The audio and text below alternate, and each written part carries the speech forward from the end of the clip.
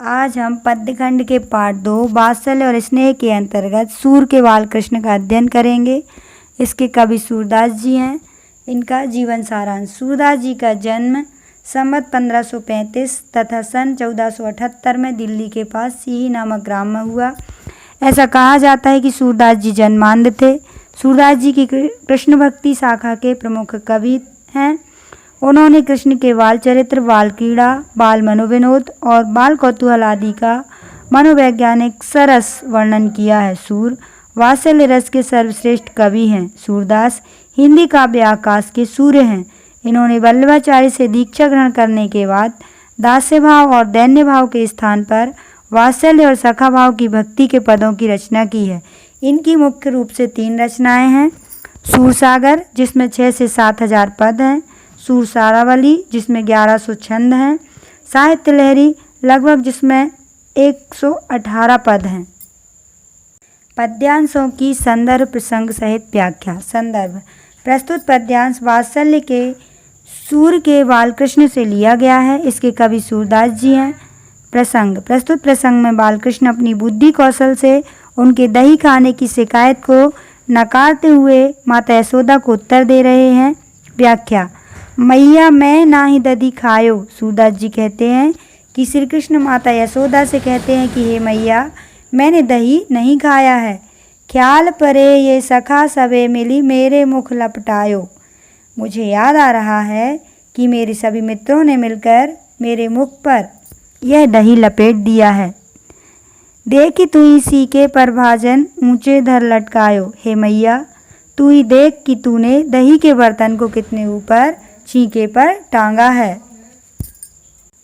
तू ही निरखी नान्हे कर अपने, मैं कैसे करी पायो। और फिर तू मेरे इन छोटे छोटे हाथों को देख, मैं इन छोटे छोटे हाथों से कैसे दही के बर्तन को पा सकता हूँ।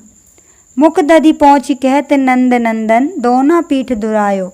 इन सब बातों को नंद बाबा के पुत्र कृष्ण ने अपने मुख से दही पहुँचते हुए कहा और दही के दोना को अपनी पीठ के पीछे छिपा लिया।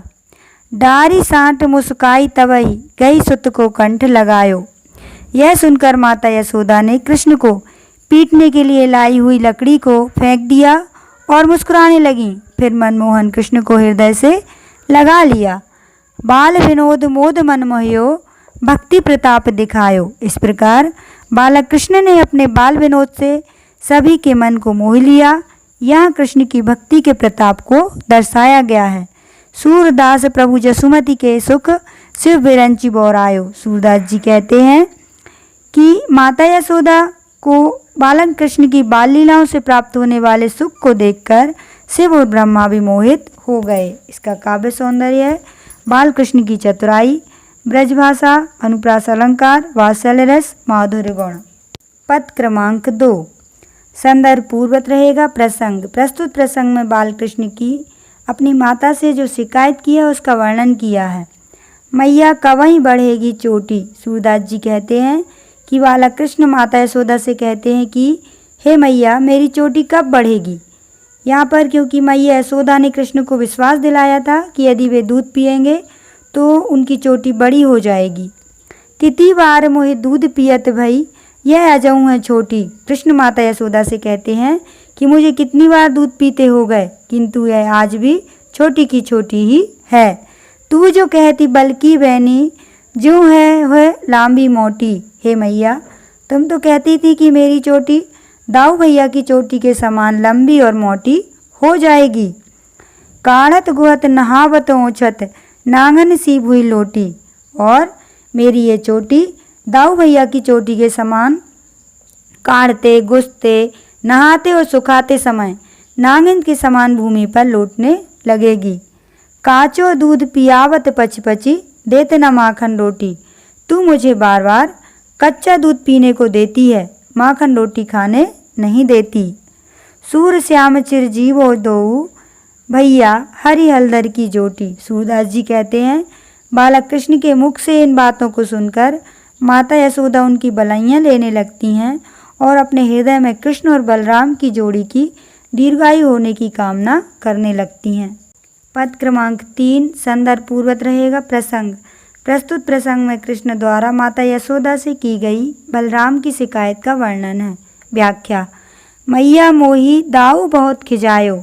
सूरदास जी कहते हैं कि कृष्ण अपने बड़े भाई बलराम की शिकायत करते हुए मैया यशोदा से कहते हैं कि हे मैया, दाऊ भैया मुझे बहुत चिढ़ाते हैं।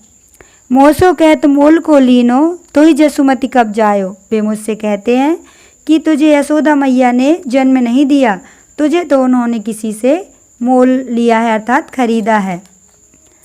कहाँ कहो यही रिश्के मारे खेलन हो नहीं जात। हे मैया, मैं तुझसे क्या बताऊं, इसी क्रोध के कारण मैं खेलने नहीं जाता। पुनि पुनि कहत कौन है माता, को है तुम्हारो तात। वो मुझसे बार बार पूछते हैं कि तुम्हारे माता पिता कौन हैं, क्योंकि नंद बाबा और यशोदा मैया के पुत्र तो तुम हो ही नहीं सकते।